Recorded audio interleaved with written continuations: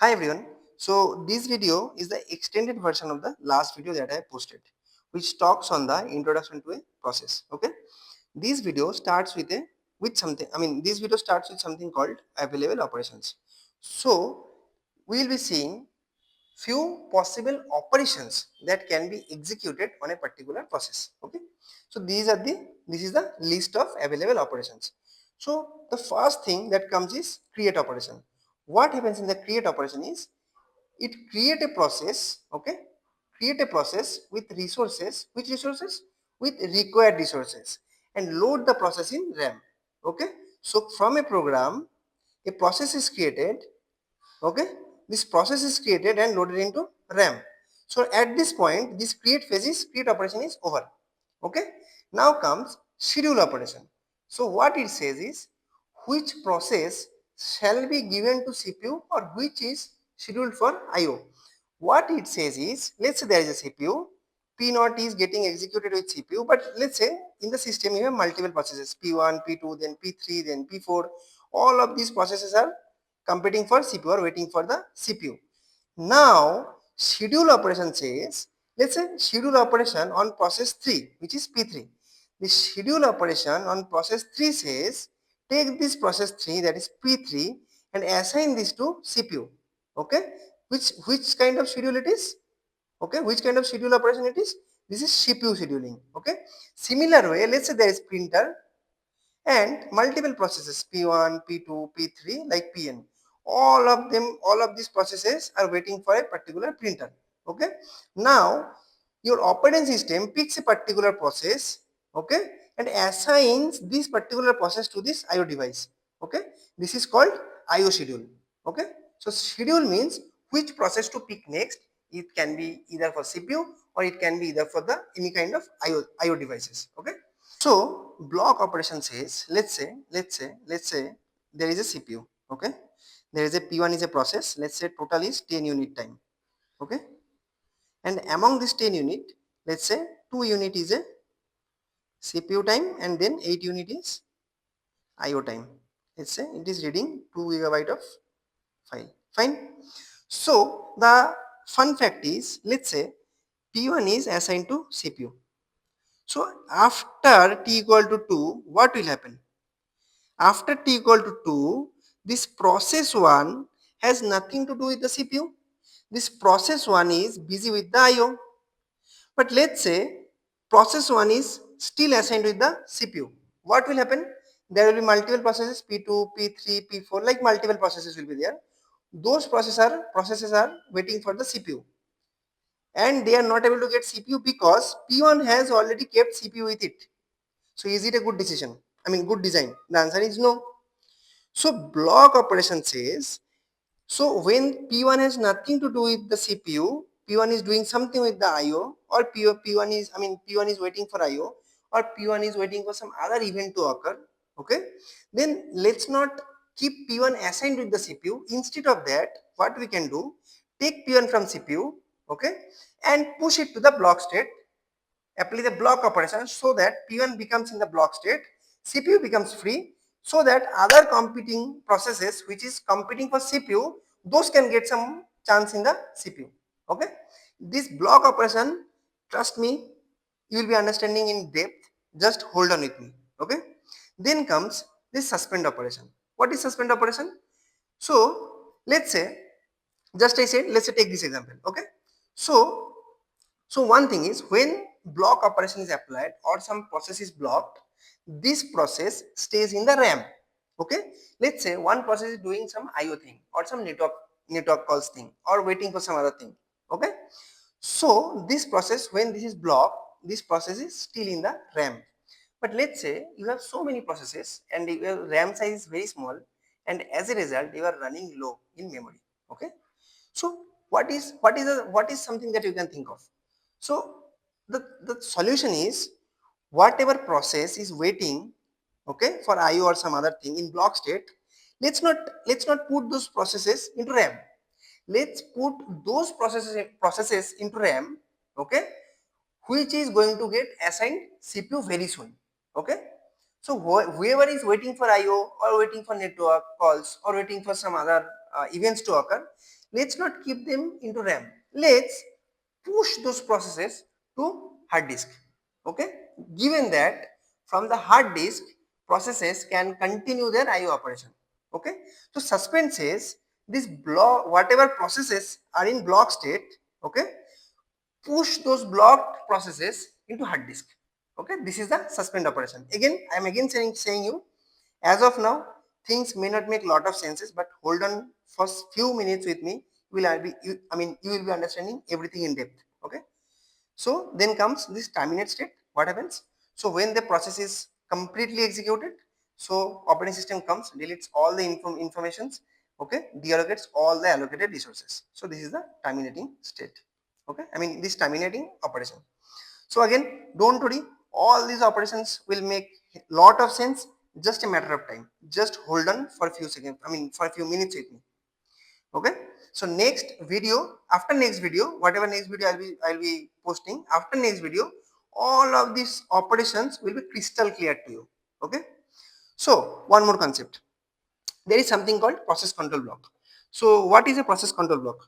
Process control block is a data structure that operating system creates. Who creates? Operating system creates, and operating system maintains to keep trace of all the processes present in the system.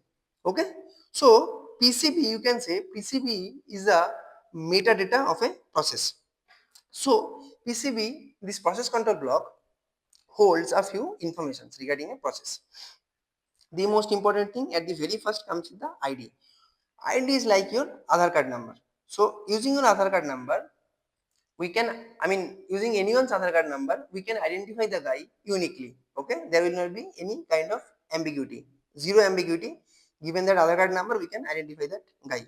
Okay, just like that, there is something called process ID. Using this process ID, we can uniquely identify the particular process. Okay, now comes program counter. Okay, program counter is once a process is preempted and again the process is scheduled, then from which line the process has to be resumed.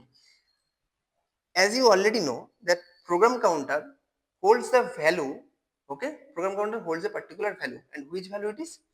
It is the next instruction number that has to be executed. So let's say I'm taking the example here. Let's say there is a CPU. Okay, there is a CPU, then P1 was getting executed. Let's say line number 1, line number 2 has been executed. So after line number 2, P1 is pulled out from the CPU and P2 is pushed into the CPU. So P2 is like line number 1, line number 1 is done, line number 2 is done, line number 3 is done, then P2 is done. Now let's say one more line was there in P1. Now let's say P1 is again assigned to CPU. Now how does the CPU knows from which line it has to execute P1? Okay, program counter holds the value 3. CPU refers the program counter value. CPU says, oh, for process P1 the program counter value is 3. So it means I will have to start executing from line number 3. Okay, so this is all about the program counter. Okay, fine. So now after program counter, okay, one second. So this is an example. Let's say program counter. Let's say there is a process 1, there is a process 2. Fine. So line number 1, 2, 3, and 4. Here also line number 1, 2, 3, 4. Just example that I show. That is all. Nothing more here. So let's say process 1 is there. Line number 1, 2 is executed. So the moment this is preempted as in one process was getting executed by the CPU. Okay, due to some high priority task or some time quantum expiration. Just know the term like time quantum expiration. Don't worry, we'll be seeing lot of details into time quantum expiration. As of now, just know preemption happens mostly in two cases: when a high priority task comes or when time quantum expires. Okay, let's say P1 was getting executed, for some reason P2 has to be executed now. Okay, so P1 is preempted here from CPU. P2 has been scheduled. Line number 1, 2, 3, 4, all of them are done. Now again P1 has been started. Okay, now which line to execute?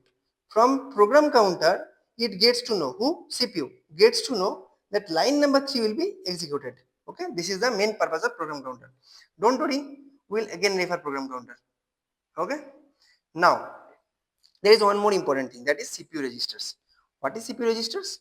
CPU registers Okay, CPU registers are a set of registers, okay, that can be accessed by all the processes, and these CPU registers are, I mean, these CPU registers are at the CPU level. Okay, I will be giving an example. Let's say for a particular machine or CPU, there are, let's say, just example, there are three registers R1, R2, and R3. So process 1 looks like this. Process 1, line number 1 says load 4 into R1, line number 2 says R1 plus plus, and process 2 looks like in R1 register, I mean, there is a register called R1, load value 6. Okay, let's say P1 is scheduled. Okay, so as a result 4 is getting stored into R1, then P1 is preempted, then P2 is come, I mean P2 has come, line number 1 is executed. Okay, what happens? The 6 is stored into R1. Now again P1 comes and executes the line number 2, that is R1 plus plus, then R1 becomes 7, which is not accepted. At P1 point of view, after executing line number 1 and line number 2, R1's value has to be 5, but here it is 7. So so the issue is what is the why this issue is coming? So these registers are common. Fine. There is a process 1. This process 1 is expecting some value, making some modification to the registers. Then before this P1 finishes, P2 comes, P2 again modifies these registers. Okay, then P2 gets executed completely successfully. Now when again P1 comes to, I mean P1 again comes to CPU. Now what happens is P1 refers those values of these registers, but these values are written by the process P2, not P1. Okay, this is the time when this inconsistency comes into the game. All right, so what is the solution? So whatever value P1 is, I mean whatever value this P1 process is setting to these registers, so whatever value P1 is setting to the register R1, R2, R3, that has to be saved somewhere before process 1 gets preempted. So what will happen? What will the benefit will be getting? When this process 1 is again scheduled, process 1 can refer what are the values it stored in the particular registers. Okay, that is how process 1 can be consistent even though process 1 is preempted and again scheduled back. Okay, so each process needs to save the register values, okay, to maintain consistency. All right, so these values are associated with the process. Now there is one more thing, that is process state. So we will be having a detailed video on this process state. Okay, so the next video will be on process state itself. So as of now, just know one thing. So from create phase to terminate phase, there will be multiple phases from which a particular process will go. Let's say process is in the ready phase, or it is in running phase, or it is in block phase, or it is in suspended phase. There will be lot of phases that you can see. I mean, we will be seeing this thing. In the next video, I will be discussing in detail with the process state. Okay. So just for now, just know one thing, that in PCB we maintain this state of the process. Then comes list of the open files. So if there, let's say there is a process P1. Let's say this process 1 is writing something on process, I mean this file f1.txt, and reading something from f2.txt. So what happens is, as a result, this process 1 P1 had to open f1.txt and f2.txt, both of these two. Okay. So operating system needs to know what are the files this particular process has opened, or what are the what do you call IO devices this particular process has opened, and why so. Let's say the moment process 1 is getting terminated, operating system has to free up these resources.